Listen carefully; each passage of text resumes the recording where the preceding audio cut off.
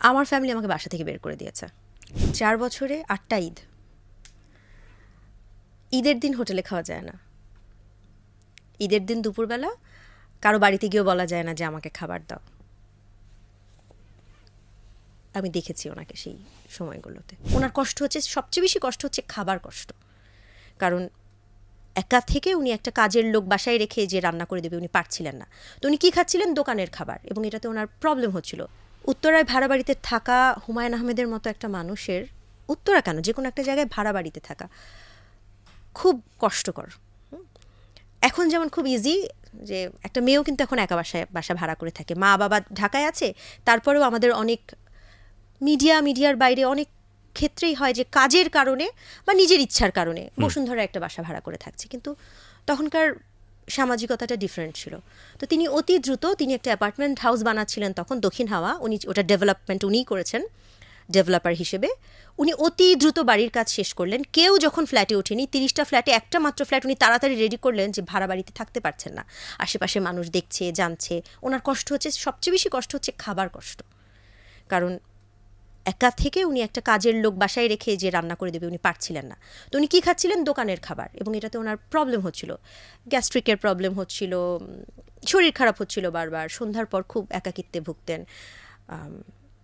Phone করবার মতো ল্যান্ডলাইনও নেই। তো তারপর উনি একটা বাসা ভাড়া করলেন, এবং 4 বছর উনি ভাড়া না, উনি 4 বছর দক্ষিণ হাওয়ায় যে অ্যাপার্টমেন্টটা উনি তাড়াতাড়ি কমপ্লিট করলেন, উনি একা থাকতেন তখন। ওই সময়টা ওনার খুব খারাপ গেছে, খুব খারাপ গেছে। 4 বছরে 8টা ঈদ। ঈদের দিন হোটেলে খাওয়া যায় না। ঈদের দিন দুপুরবেলা কারো বাড়িতে গিয়েও বলা যায় না যে আমাকে খাবার দাও। আমি দেখেছি ওনাকে সেই সময়গুলোতে। সেরকম একটা সময়ে এই 4 বছরে ওনার হার্ট অ্যাটাক হয়েছে অ্যাটলিস্ট 3 থেকে 4 বার। এর মধ্যে খুব খারাপ অবস্থায় হসপিটালে ওনাকে যেতে হয়েছে। এর মধ্যে একদিন আমি নিয়ে গেছি। আমার ইউনিভার্সিটি ছিল, উনি থাকতেন 3-এর এতে, দক্ষিণ হাওয়া এখন যেখানে আমি থাকি 4-এর এতে আমি পড়তাম। একদিন এরকমও হয়েছে, দুপুরবেলা উনি ফোন করে বলছে আমার খুব বুকে ব্যথা করছে। তো আমি ভেবে নিয়েছি যে এটা জাস্ট বাসায় যাওয়ার জন্য বলছে। ততদিনে কি এরকম হয়েছে যে আপনাদের এই সম্পর্কটা ফ্ল্যাশ আউট, মানে ফ্ল্যাশ আউট বলবো না, ততদিন বাইরে বহুত কথাবার্তা হয়ে গেছে, লেখালেখি হচ্ছে। তো আমি যখন গিয়ে দেখেছি যে প্রচণ্ড ব্যথা, উনি নড়তে পারছেন না একদম। তখন আমি আমার বাবাকে ফোন করলাম, এবং মাজারুল ইসলাম অন্য প্রকাশের অন্যদিন পত্রিকার। তো অতি দ্রুত ওনারা আসলেন। আমার বাবা 2-3টা হসপিটালে ফোন করলেন যে শিকদার হসপিটালে জায়গা পাওয়া গেল, যে ওখানে তাড়াতাড়ি নিলে আমরা করতে পারবো, মানে ভালো ট্রিটমেন্ট পাবো, এবং তাড়াতাড়ি করে ওনাকে নিয়ে যাওয়া হলো হসপিটালে। তো এরকম অনেকগুলো সময় গেছে আমরা যখন দেখেছি। তো সেরকম 2004-এর একটা সময়ে দেখেন, আমাদের দেশে কখনোই বিয়ের সিদ্ধান্ত একটা মেয়ে নিলেই হয় না, নিতে হয় দুজনকেই। আমাদের দেশে কি, সব জায়গায় কি বলছে, আমাদের দেশে বিয়ের সিদ্ধান্ত নিতে হয় দুজনকে। কিন্তু যদি বলি যে সিদ্ধান্তটা পাকাপোক্ত করতে পারে দুজনের মধ্যে যাকে আমরা বেশি দায়িত্বশীল মনে করি তাকে। তো ডেফিনেটলি আমার আর হুমায়ুন আহমেদের মধ্যে দায়িত্বশীল অবশ্যই হুমায়ুন আহমেদ,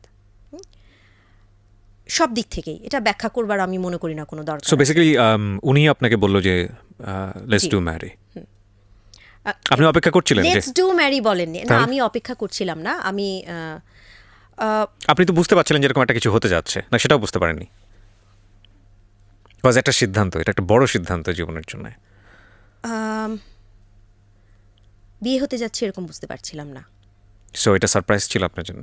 সারপ্রাইজও ছিল না আসলে, তাহলে ঠিক বলে বোঝাতে পারবো না। ফ্যামিলি কি করলো? আপনার ফ্যামিলি? আমার ফ্যামিলি আমাকে বাসা থেকে বের করে দিয়েছে।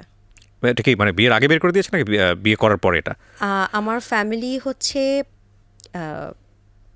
আমার ফ্যামিলি একদিন পুরো আমার সঙ্গে যে হুমায়ুন আহমেদের যোগাযোগ আছে বাইরের এত কথার পর, আমি তো মাঝখানে অনেক কিছু স্কিপ করে গেছি। এর মধ্যে ফ্যামিলি থেকে অনেক প্রবলেম এসেছে, আর দেখা করা যাবে না, আর অভিনয় করা যাবে না, অনেক কিছুই তো মাঝখানে হয়েছে। তো যখন মোটামুটি আমার বাসা থেকে জানে যে আমার সাথে ওনার কোনো যোগাযোগ নেই, সেরকম এক সময়ে আমাকে একদম হাতে নাতে আমার মা ধরে ফেলে আমাকে বাসা থেকে ঠিক বের করে দিলেন বলা ঠিক না। ব্যাপারটা এমন যে আমার মা অসুস্থ হয়ে হসপিটালে গেলেন। Dhaka FM 94.4